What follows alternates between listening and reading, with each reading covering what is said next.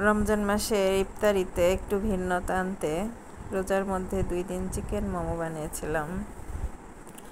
যদিও ছেলের সৌজন্যে ওই ইফতারি করার যেগুলো খাই আমরা সেগুলো কিছুই খাই না, এই জন্য একটু আলাদা আলাদা জিনিস রান্না করে দিই। তো তার জন্য এই যে চিকেন নিয়েছিলাম, চিকেনগুলো আমি ছুরি দিয়ে এভাবে কেটে নিয়েছি। কেউ চাইলে চপারে একেবারে মিহি পেস্ট করেও নিতে পারবে, তো আমি একটু বড় বড় রেখেছি। রেখে এখন চিকেনের পুরটা রেডি করে নেব। তো তেলে পেঁয়াজ আর কাঁচামরিচ দিয়েছি প্রথমে, দিয়ে একটু ভেজে নিয়ে তারপরে চিকেনটা দিয়ে দিব। চিকেনটা রেডি করতে আলাদা কোনো এক্সট্রা পানি দিতে হবে না, চিকেন থেকে যেগুলো পানি বেরাবে সেগুলো দিয়ে চিকেনটা হয়ে যাবে। তো এটা চিকেন দিয়ে দিয়েছি। এখন এখানে মশলা অ্যাড করব, আদা রসুন পেস্ট, মরিচের গুঁড়া, ধনিয়ার গুঁড়া দিব, গরম মশলার গুঁড়া দিব। এরপরে দিব সয়া সস, 1 টেবিল চামচের মতো সয়া সস। আর এখানে দেব টমেটো সস এবং পরিমাণ মতো লবণ দিয়ে নেড়েচেড়ে সব ভালো করে মিশাবো।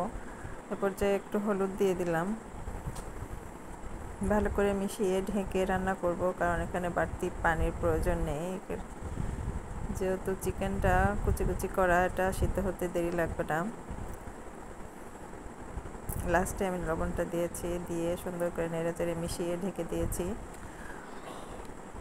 পুরটা সুন্দর মতো রান্না না হওয়া পর্যন্ত এভাবে মাঝে মাঝে খুলে নেড়ে দেবো। যে পানি বের হয়েছিল, পানিতে চিকেনটা সিদ্ধ হয়ে যাবে। মাঝে মাঝে শুধু একটু নেড়ে দেবো। রোজা রেখে চিকেন দেখে আমার খেতে ইচ্ছা করছিল। আমার ছেলের জন্যই বানিয়েছিলাম।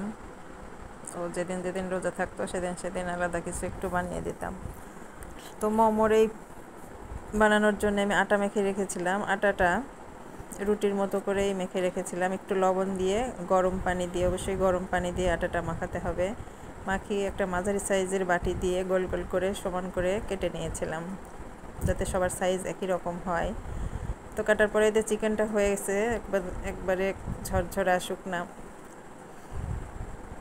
করে রান্না করে নিয়েছি। নিয়ে যে চামচ দিয়ে একটু করে দিয়ে দিচ্ছি, দিয়ে মোমোর মতো শেপ করে নেব। তা আমি এইটা রাইস কুকারে রান্না হবে। তো রাইস কুকারে আমি পানি বসিয়ে দিয়েছি। পানিটা যখন বলক হবে তখন আমি স্টিমারে সবগুলো বসিয়ে দিব, দিয়ে 10 থেকে 15 মিনিট বয়েল করলে হয়ে যাবে। যখন এই আটার কালারগুলো চেঞ্জ হয়ে আসবে তখনই বোঝা যাবে যে মোমোগুলো একদম রেডি হয়ে গেছে। এগুলো আমি দ্বিতীয় দিন বানিয়েছিলাম, তো ওগুলো চেহারা একটু সুন্দর হয়েছিল। তো এবার পরিবেশনের পালা। টমেটো সস দিয়ে খেতে খুবই দারুণ লাগে। তো ভিডিওটা কেমন লাগলো অবশ্যই জানাবেন। ভালো লাগলে লাইক কমেন্ট শেয়ার করে দেবেন। আল্লাহ হাফেজ।